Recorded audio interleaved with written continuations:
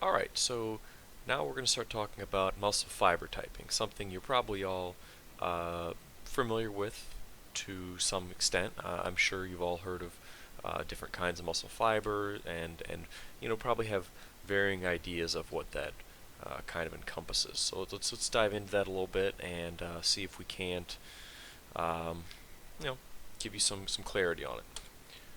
Okay, so first off, you've probably heard the term slow twitch and fast twitch because at the end of the day, most people just generalize muscle into either being slow or fast twitch. So, okay, slow twitch muscle fiber is type 1, whereas fast twitch is type 2. Those are your major classifications. Though, as we'll see going forward, it's a little bit simplistic because realistically, there's a lot more subclassifications than that. But for simplicity, we'll often just refer to them as type 1 versus type 2 because for what we're interested in, that's enough for us. Okay, so looking just generally, a type 1 muscle fiber is highly energy efficient. Okay, metabolically, bioenergetically, it's very good at conserving energy. Its contraction speed is slower, which is gives credence to its term, slow twitch. And these two things combined give an advantage toward endurance type activities. So typically you'll hear a runner or a cyclist or somebody who's involved in long distance cardiovascular type activities. They typically want to have more type 1 fibering. So on the other hand, you have type 2 fibering, fast twitch. Energetically, bioenergetics of it, it's very taxing. It uses a lot of energy per unit of time, and for that reason, it's not very good for endurance type activities. But you also get faster contractions, and when you're contracting faster, it means that you can shorten the sarcomere faster. And if you're able to produce an equal amount of force in a faster period of time, well then you've created power, right? More power. So for that reason, type 2 or fast twitch muscle fibers are highly advantageous for power type activities or high power activities, Olympic lifting, sprinting, that sort of thing.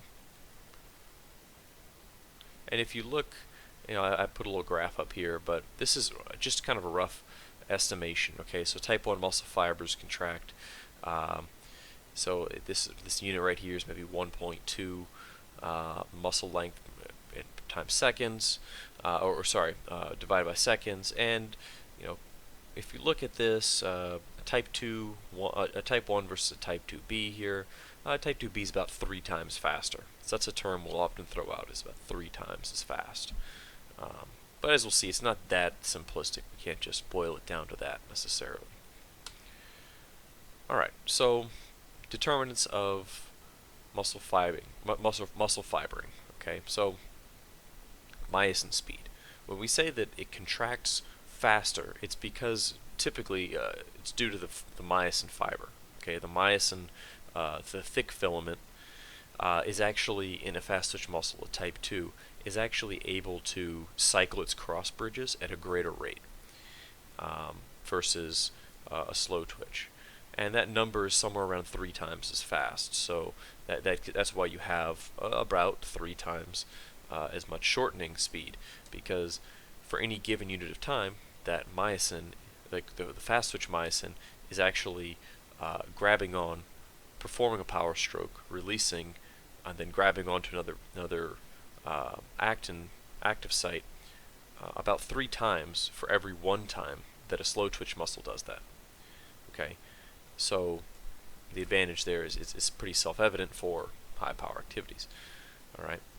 The other thing, which is kind of connected to myosin speed, is the ATPase speed. All right. So first off, this term ACE here at the end of ATP. All right. Whenever you see this at the end of something in our field, something like creatine kinase we saw earlier, something like lactase. Okay, this all the the ACE being at the end of a word refers to an enzyme. Okay, so in this case, it's the enzyme responsible for breaking down ATP or catalyzing that ATP hydrolysis reaction. Okay, so the enzymes are actually different depending on muscle fiber typing. So in a type 1 muscle fiber, the ATPase enzyme is slower, and then a type 2 is faster. Okay, so you can see how that kind of feeds in. If we're talking about a type 2 muscle fiber, and I just said that it's 3 times faster at performing that cross-bridge cycle, well, an integral part of that cross-bridge cycle is ATP hydrolysis, right? So if we can get that ATP hydrolysis to go faster by having a faster enzyme to catalyze that reaction, well, that contributes to the speed of it. So it's still somewhat oriented toward the myosin.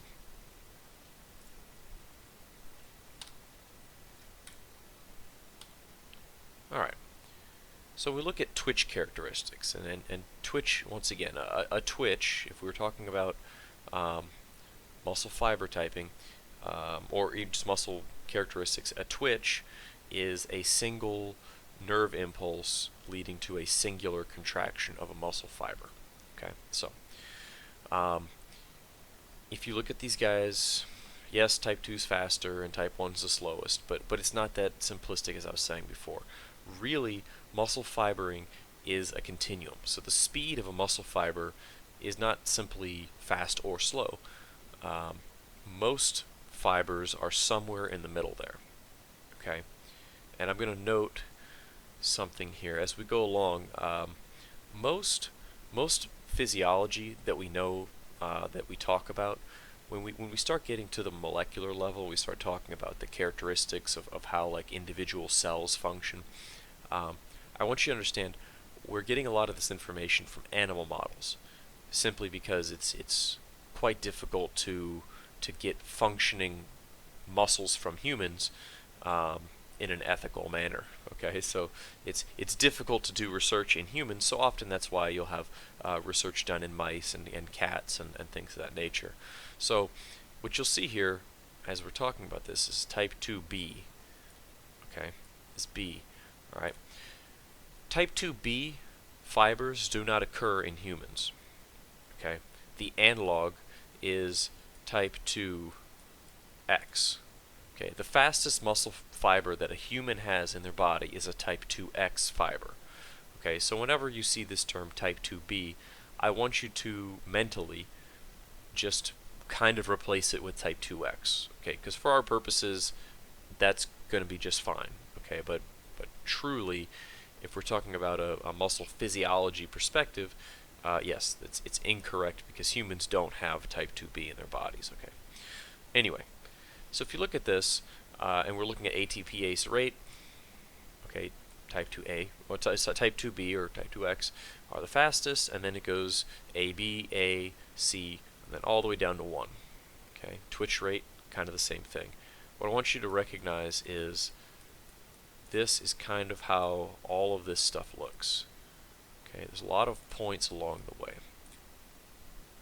In talking with an actual muscle physiologist, at some point, this is years ago even, which means that my information is probably out of date, he referenced something like 64 different types of muscle fibers if you really start splitting hairs, if you will. So it's far too intricate for us to really get into. It doesn't really serve you, so we're not really going to talk about it. But yeah, it's a continuum. It's not just one or the other. And as we'll see with activity, what you have is not only different types, but muscles are always kind of transitioning based on the physical demands that are being imposed on those fibers. Okay, so just try to keep an open mind in that sense. Okay, now so let's talk about the energetics of muscle fibers. Now I know we haven't talked about ATP too much, we haven't talked about metabolism too much, but it's important to touch on this. Okay, so just follow me. All right, So all cross bridges use 1 ATP per cross bridge cycle. We know this going back to that cycling, right? The myosin has an ATP attached to it. That's what causes it to release initially. Once an active site is exposed, that cross bridge will seek to bind with it. In doing so, it hydrolyzes the ATP. Okay, that's where it's using the ATP per cross bridge cycle. Okay, it kicks off the ADP and phosphate, does a power stroke, tries to release, and that's where it's going to take up another ATP. So every cross bridge cycle, we're using 1 ATP. Okay, so if a type 2 muscle fiber performs 3 cross bridge cycles at the same speed as a type 1 muscle fiber, you are essentially using 3 times as much energy per unit of time. So from an energetic perspective, if I want to say run a marathon, if I had, let's assume in some crazy world that type 2 muscle fibers could actually produce this much energy, but if they could, if a type 2 muscle fiber were able to keep up with its energetic demands at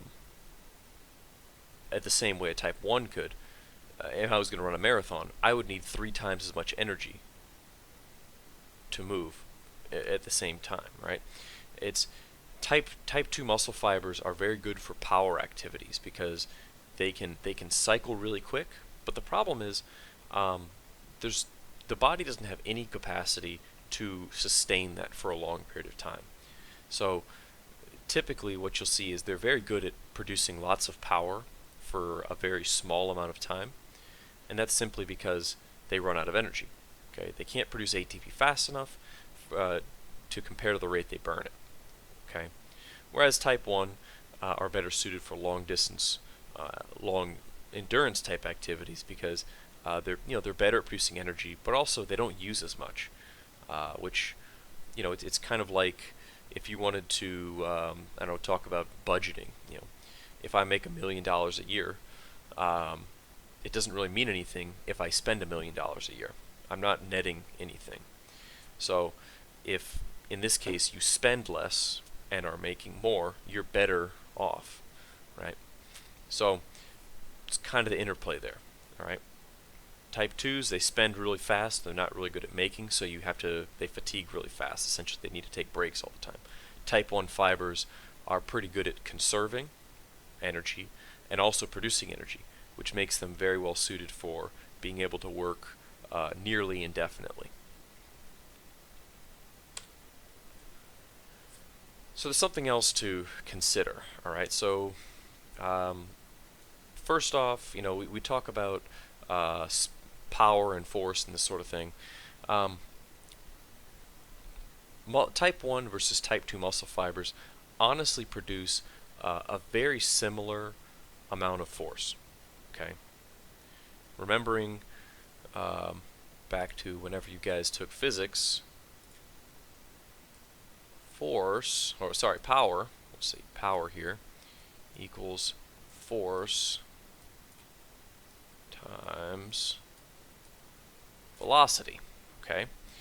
So if I want to get more power, and as I'm telling you that type 2 muscle fibers give you more power, the reasoning for that is because of velocity, okay, not force, okay?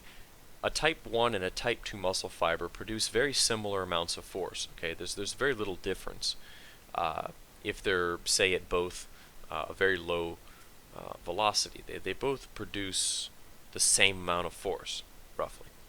But if I'm producing the same amount of force, but 3 times faster, well, then I'm getting 3 times as much power, okay? Simple algebra, okay? But that's actually not the case. There's a little bit more power that we can get out of this type 2 muscle fiber, okay? And this is something we kind of in the field, we've kind of talked about this as I call it the merry-go-round principle, all right?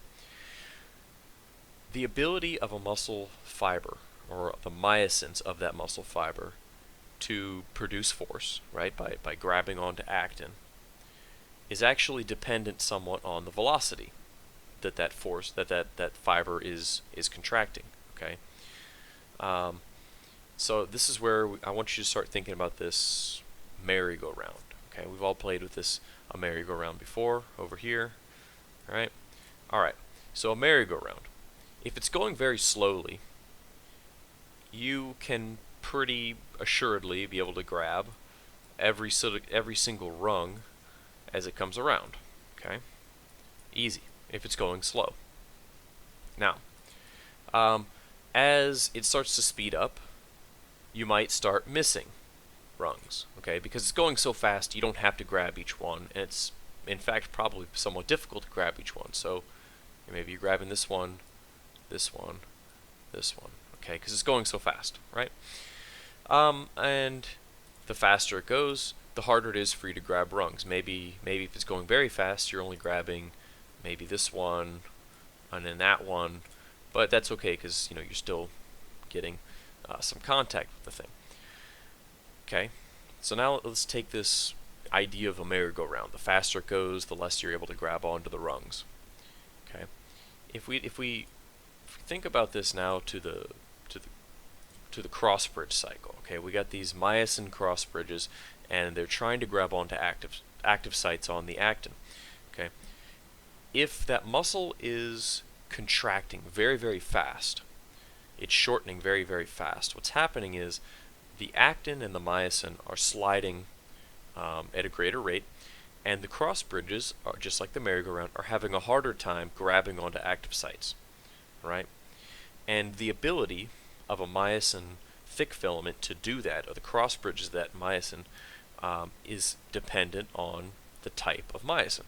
If it's a type 2 muscle fiber, then the type 2 myosin of that fiber is better at grabbing onto the active sites, or the rungs, if you will.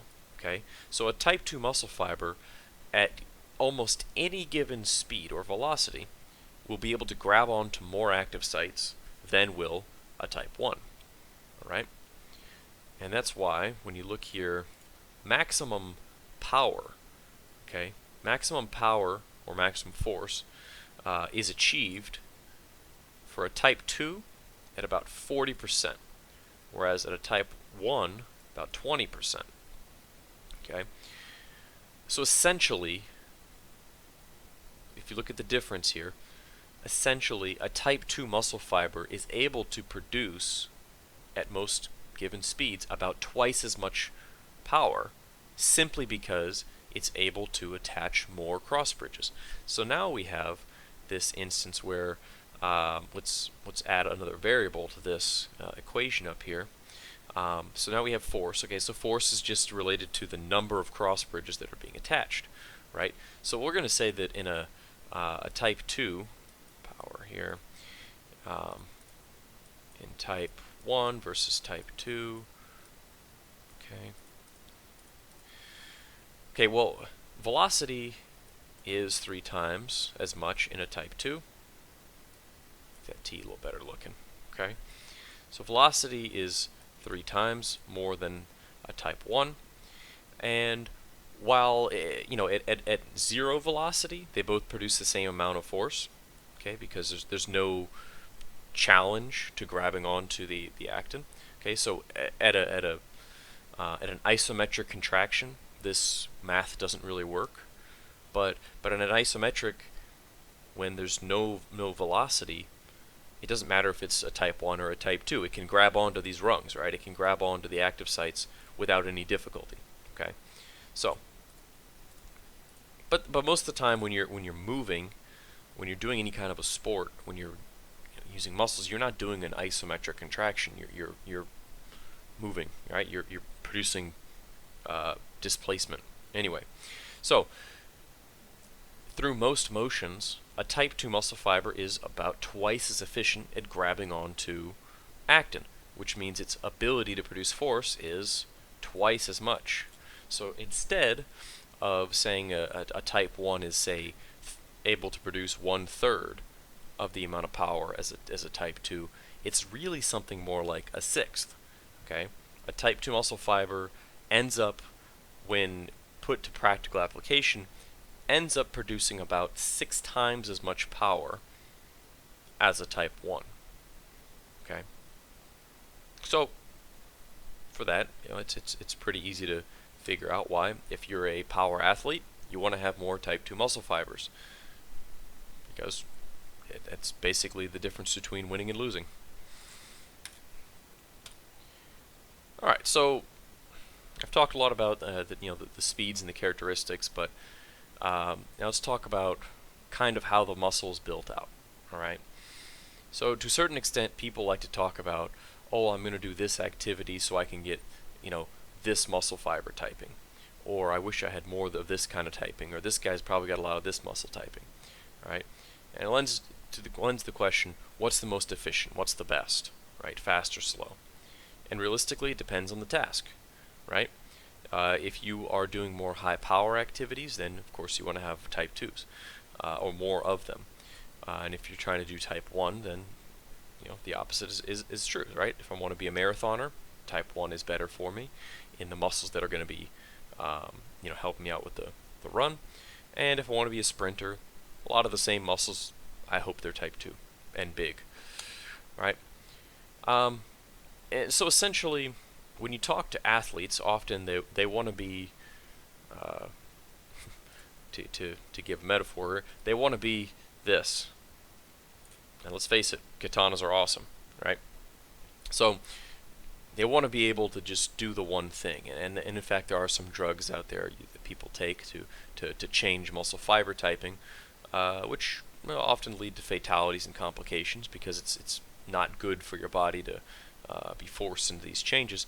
But realistically, the human body is built a lot more like this Swiss Army knife than it is that katana. Okay?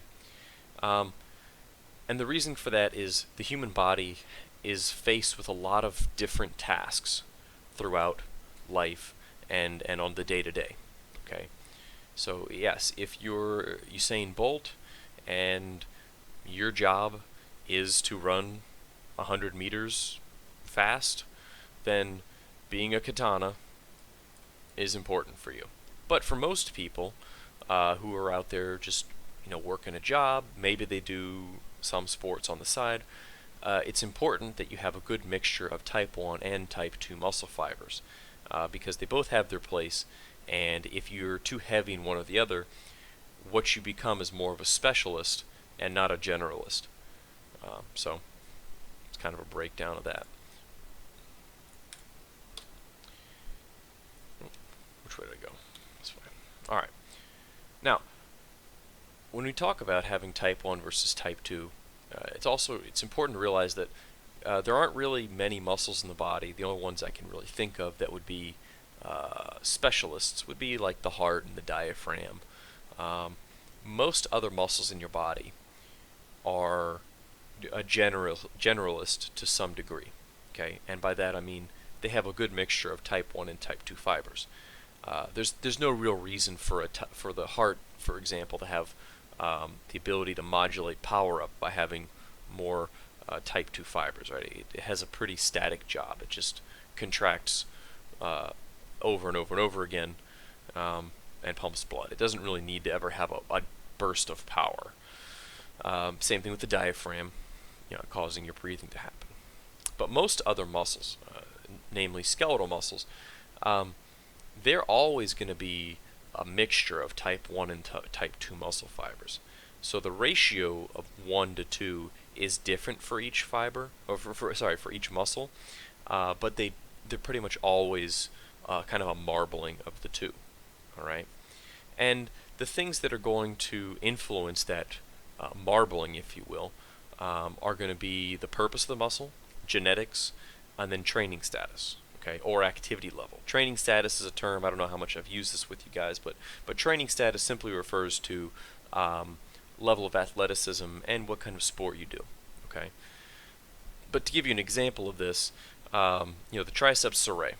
It's somewhat of an outdated term, but your calf, okay, the back part of the lower shank of the leg. Okay, you've got a soleus back there, and you've got a gastrocnemius. Okay, and if you were to take out those two muscles of a human, what you would find is that the soleus has both type 1 and type 2, but it's got a great deal more type 1 by percentage than does the gastroc. And the gastroc, by extension, has both, of course, but it has more type 2 than it does type 1. Okay, the reasoning for this, and when you look at why or where these muscles contract during different activities, you can do this from looking at the neural activity within them. The soleus muscle is highly active during things like standing, walking, any kind of postural support, and essentially what you have there is standing is not a power activity, right? Standing is something that people can do for hours on end, and they don't really fatigue so much, right? The soleus is a postural muscle. Okay, for that reason, you don't want it to fatigue, and it has a lot of type 1 muscle fibering. Your gastroc, by comparison, is highly active in things like jumping, sprinting, running, anything that's kind of power driven. Your gastroc will fire at a much greater rate. Okay, so you have two muscles. This is an instance where you have two muscles acting upon really the same bones. They're attached to the same joints. They move the same parts, but depending on the task, your body's going to preferentially activate one versus the other, and in that way it gets the most efficiency out of everything. So if you need power, go for the gastroc. If you need endurance and the ability to go for a long time, then it goes to the soleus. And even that's too simplistic. They both contract during both of the activities I've just talked about, but the level of contraction does differ, and it does favor whatever the muscle's better at. All right. Now, as far as adaptation and change, this is something that comes up often. We talk about how is training going to impact the body? And one of the primary things that people like to try to influence is muscle fiber typing. Okay, because hey, if I'm a power guy, if I'm a thrower or a sprinter or something, I really don't want to have a lot of type 1 muscle fibers. I want to get as much type 2 as I possibly can. All right. So muscle fibers change essentially due to Wolff's law. Okay, Wolff's law actually speaks to bone adaptation, but we can generalize it to muscles as well. All right, and Wolff's law states that whichever stimulus has the greatest influence or the most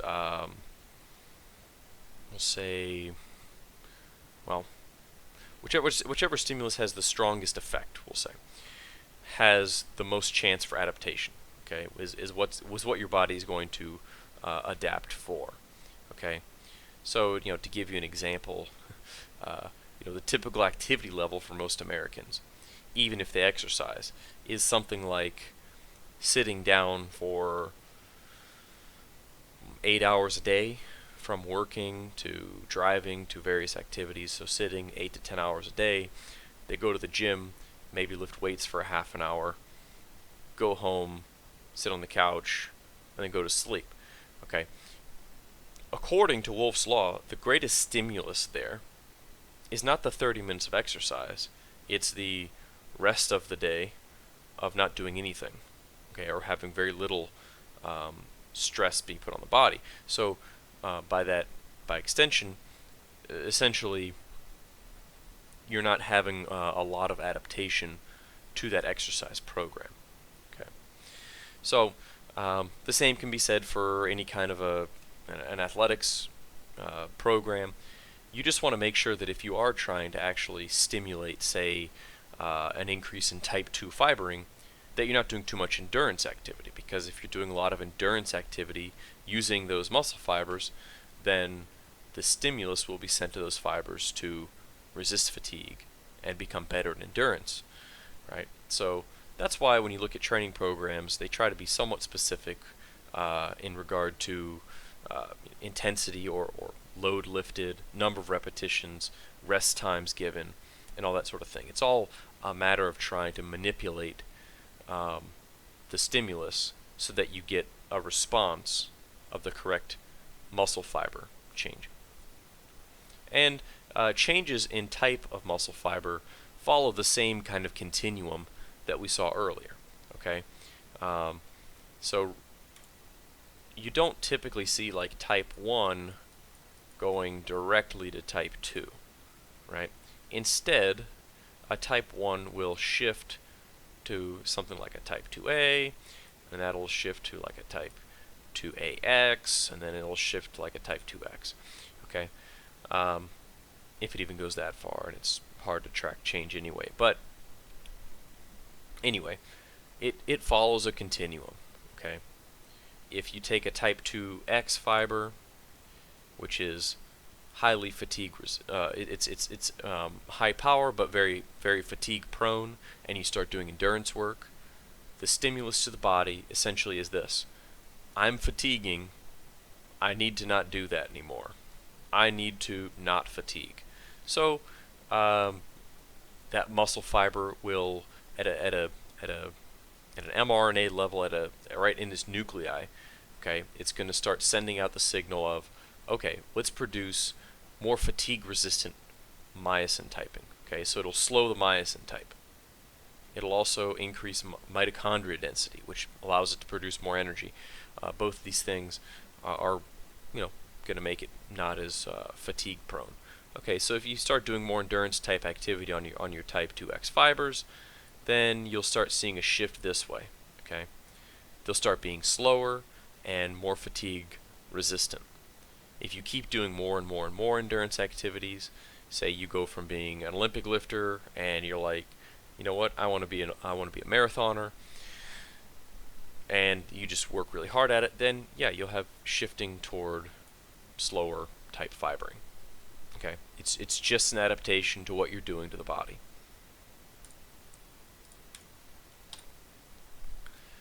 Alright, so what you see in athletes, in athletic populations, mostly, for most athletes, you're going to find a lot of type 2A, which is kind of like that intermediate fiber. It's still got good contractile properties. It's still a fast fiber, but it also has fatigue resistance. So for most sports, that's the happy medium. Alright, when we talk about something that's extreme, like Olympic lifting or sprinting, those are one-trick pony kind of athletes. Okay, no offense to anybody who's an Olympic lifter or a sprinter, but your job, if I'm an Olympic lifter, is to pick a barbell up and put it over my head really fast. Or, I get underneath it. There's some mechanics there, but essentially, I'm picking up a weight and putting it over my head. If I'm a sprinter, I have to run fast in a singular direction, and then I'm done. That's my job. So I don't need a lot of variety. Okay, in this case, you might not see as much type 2A. But if you play something like football, then you have a lot of power elements. You also have endurance elements, right? Most team sports will be this way. Basketball is a great example. If you are good at endurance work, if you're a marathoner, it doesn't mean you're going to be good at basketball, because you might not have the power to get a good vertical, to jump up high, to be able to recover balls or dunk or what have you. So most athletes you'll see have a good mixture of the two, needing the ability to resist fatigue, but also produce high amounts of power. All right. And typically, when you see fiber typing shifts, so I say there's a lot of type 2A, most of that type 2A fiber is coming out of type 2X, not type 1. Okay. Typically, the body preserves its type 1s fairly well, and you end up losing more type 2X. Alright. And this is what that shift kind of looks like. Okay, so if we look at pre-training here, alright, and then post-training, most recreational lifting protocols do not actually increase your type 2 fibering. If anything, they make you more fatigue resistant. Alright, a lot of powerlifters actually have a lot of type 1 fibering, but powerlifting doesn't require a lot of velocity, so that's fine for them. Okay, so if you want to increase your type 1 fibering, it's fairly simple. You just have to cause fatigue within that muscle fiber. Okay, and typically you'll notice the point of fatigue when you're hitting lactate threshold or the point where you're starting to feel a burn, say if I'm lifting weights. All right. Simply put, if you are feeling a burn while you're lifting weights, you're inducing a shift toward fatigue resistance. Okay. That feeling of the burn, if you will, is your body's afferent response, or your sensory acknowledgement that you are producing a lot of lactic acid. High amounts of lactic acid production, they indicate that you're doing a lot of metabolic activity and you're getting close to a point of fatigue. Not that the lactic acid is causing the fatigue, but you're getting close to a point of fatigue. If that's happening, then the stimulus to the body is fatigue is happening. I need to not do this anymore. I need to become resistant to fatigue, not produce as much acid, and we'll get to that later. But anyway, by extension, you start becoming more fatigue resistant, and you're getting this shift from faster typing to slower typing. Okay. The other thing, it's with that feeling of a burn is depletion of creatine levels within the muscle. All right, and we'll get to that within the metabolics unit. But anyway, that's how you can see a shift from fast to slow typing. And the other way. Okay, so how do we? This is actually a lot harder. But how do you get slow muscle fiber typing to become fast? All right. Simple answer, the simple, most tried and true method is inactivity. And while that sounds insane, it's actually true. Okay, if you have a period of prolonged inactivity, an example of this might be some sort of nerve damage or bone damage. Say like you have a broken leg or something, and that a leg gets cast. The muscles of that leg stop functioning for a while because they just don't have to. The percentage of type 2 fiber will actually increase within that inactive muscle. Okay. Space flight also causes the same thing because you don't have the force of gravity causing you to have to work against things. And the best explanation that I've ever heard for this is essentially that your default state, which is being inactive, right? So the default state of your body would be if you were not doing anything for a while. What is like the base state? The base state is a higher percentage of type 2 fibers, and the reason being that if you need to survive, type 1 fibers aren't as advantageous in life and death situations. As my old professor used to say, when the tiger jumps out on the jungle path, it's better that you're able to quickly jump out of the way of him attacking you than to turn around and try to outrun him, which should be a type 1 response, right? So I don't know. I'm no anthropologist. I couldn't really get to the heart of that for you, but it is a fact. If you have inactivity, the percentage of type 2 muscle fibers increases. Okay. I'll put a footnote on that because I know it's just going to sound wrong to you guys. The percentage of fiber increases. The reason that you don't see like people hopping off of their couch after being sedentary for 15 years and then competing in the Olympics because they have all these type 2 fibers. The reason that doesn't happen is while they have more of those fibers by percentage, those fibers aren't as big. They're not as hypertrophied as somebody who's trained, right? So the percentage is one thing. It's important, but probably the more important thing is how big the fibers are, right?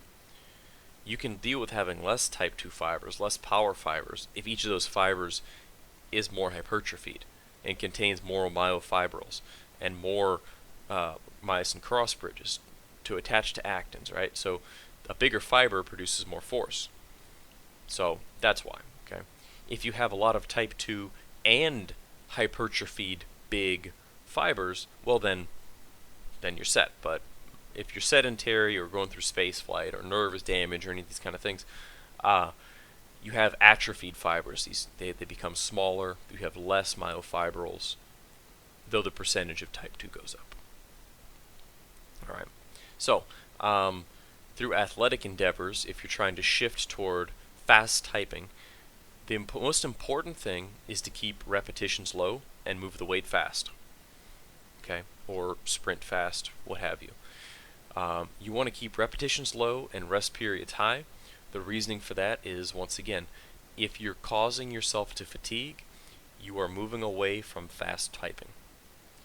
When I used to intern or work with the strength and conditioning department of LSU, they did Olympic lifting, and if they were doing clean and jerk or what have you, they would never exceed 5 repetitions in a set, simply because they were trying to avoid a shift toward slower myosin typing. And then there are also a number of hormones and hormone mimicking drugs which can induce fiber typing change. Thyroid hormones, T3, T4, which we'll talk about later, adrenaline to a certain extent, and there's a slew of other drugs out there classified as PEDs. Okay, some more training effects. Okay, so if we look at this, and this goes along with what I've been saying to a certain extent. Alright, so we have our different colors here. The triangles and the kind of medium gray are pre-training. Change this. We got pre-training. Post-training is going to be these squares. And then we'll say the diamond here is post-strength and power training. Okay. Alright, so right here we have average force, okay, average force, and then here we have time, right, in milliseconds, time. So, if we have force and time, we're talking about the rate of force development, okay? So how fast do we get to force, okay? We have max force production, but also how fast do we get there? Essentially, we're talking about power, all right? So let's look at these different training protocols, all right? So if you look here, strength training alone versus a pre-trained person or someone who hasn't trained at all, their rate of force development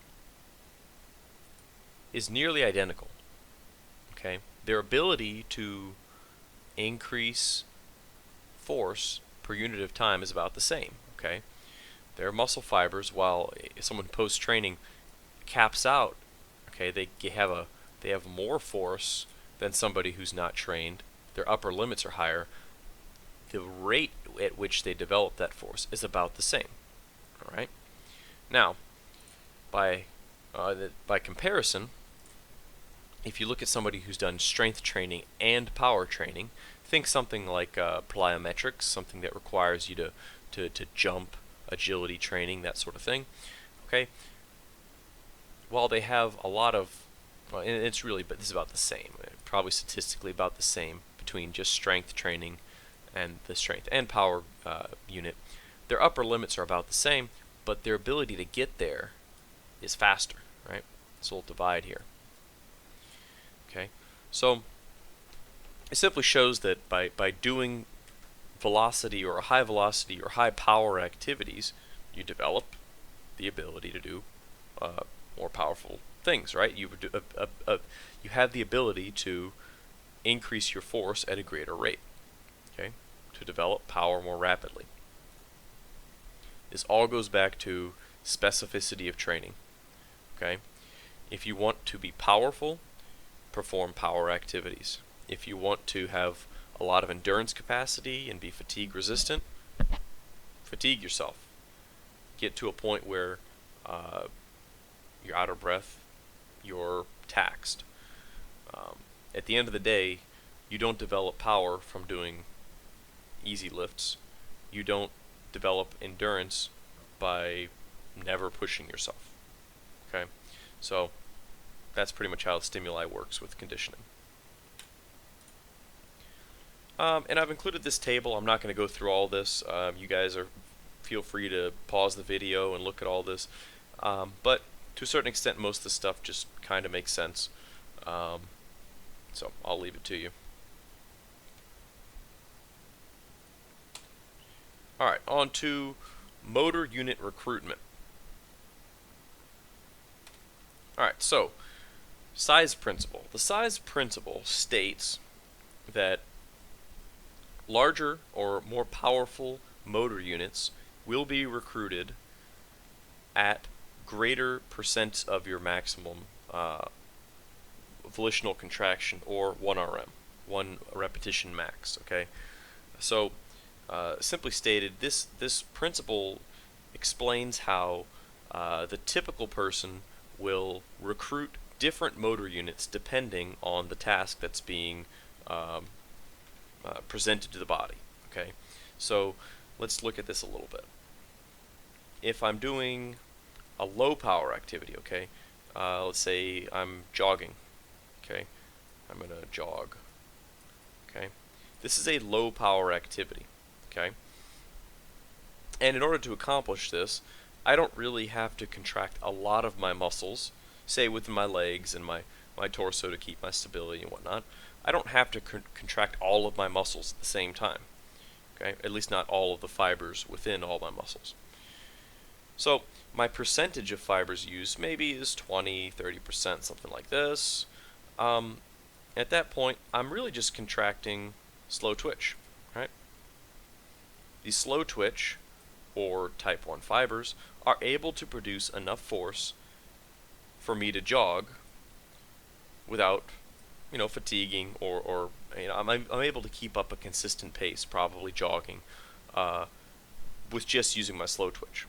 Okay, and the body seeks efficiency. Okay, the reason you want your slow twitch to be activating first is if it's an easy task, you want to save your big, powerful, fatigue-prone type 2 fibers for activities that are short bursts, right?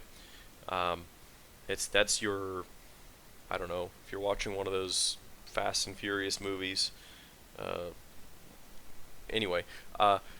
They save the nitro for when they have to go really fast, right? They just burn normal gas until that point, right? So you want to keep that ability to dip into power and really explode as much as you can, okay? Because if I activated type 2 first, well, they would fatigue and then become useless, and then all I'd have left is the slow fibers, okay? So instead, you activate the slow ones first, and as the force required to accomplish a task increases, or the number of fibers you need to accomplish the task increases, you start recruiting more type 2 fibers. Okay, so say I'm at 50% of my max. At this point, I have not tapped into my most powerful fibers yet. Don't need them yet. I've got some type 2 fibers, but most of it is still going to be type 1, right? Okay, so now let's say I start working at a higher percentage. I'm going to work at, we'll say 90%. Okay, I'm getting close to my max. Okay, this is 90%. Say I'm lifting weights. If I'm doing that, I'm somewhere within my 3 to 4 1 repetition max. Okay, or 3 to 4 repetition max. Okay, somewhere like that. Alright, so if I'm way up here, then you see I've got my fast twitch contributing a lot here, but then I've still got all my slow twitch contributing as well. Okay, so the size principle doesn't state that if I work at a high percentage, only my type 2 are going to activate. What the size principle states is that as the number of fibers being used increases, you start recruiting more and more fibers. Alright? But all the fibers that were contracted initially stay contracted. Okay? So this next one will show us that a bit better. Okay, so this is a recording from an EMG electromyograph. It shows the nervous input going to muscles. All right. So if we look at this, we look at the contraction of different motor units, or the activation of different motor units. Okay, up here we have force as percentage of MVC. You see this term here. MVC stands for maximum volitional contraction. Okay, a maximum volitional contraction is the same thing as a 1 repetition max. Okay. You notice it doesn't say maximal contraction. Maximal contraction is only achieved through muscle stimulation. Okay, the body's not actually capable of producing a maximal contraction. This is a maximum volitional contraction. Okay, volitional being under your own command. Okay, so if we look at this, a low percentage MVC here corresponds to type 1 fibers being activated. Okay, as we start getting more and more force being required for the activity, we start seeing type 2 A's and all the way up to type 2. This is B here. Okay, so same thing, and as we step down, say I did a powerful activity here, or a high force activity, and then when I start to go down to a lower force activity, simply my type 1s are still going to be firing to help out, but these type 2 start turning off. You see, they're not activating anymore, right? Because they're no longer needed. Your body tries to conserve the energy of those type 2 fibers as much as possible. Alright. And this essentially just shows you the same thing. This work was done on 4 actual individual motor units. Alright. And it simply just shows you the same thing. Alright. They call it the size principle because typically type 1 muscle fibers are smaller. They don't hypertrophy as much as a type 2 muscle fiber. So the size of the motor unit, or the fibers being contracted, is modulated based upon the force that is demanded by the activity. Now, there's some caveats with this, as with most things. Okay. You can preferentially recruit different motor units, and it depends on a few things. Okay. First off, velocity of movement kind of changes that size principle. Okay. And it flips it around to a certain extent. So the interplay between these two things is simply this. You have force required, and then you have velocity required. If it's a high force, high velocity movement, then we're basically going to activate everything. Okay, but it's still going to follow that size principle, right? Now, if it's a low force requirement but high velocity, then you're actually going to activate your type 2s first. Okay? Because they're good for power, they're good for velocity, all right? So basically, if it's high velocity, you have a better chance of activating type 2s faster. That's your breakdown. Okay. So the type of action is important. Motor patterns, those are all things that are ingrained, and to a certain extent, they can kind of be folded into this idea of training status. Okay. Research has shown that through training and doing an activity over and over again, through just sheer repetition and building up motor patterns. I hate to say muscle memory, but it's just a bad term. But by building up muscle memory, by doing something over and over again, you build up preferential or different motor patterns, which can violate the idea of the size principle. Okay? So it just depends on the activity and how well trained you are. But there is evidence that people who do certain things can have more preferential activation of motor units, which gives them an edge in that activity.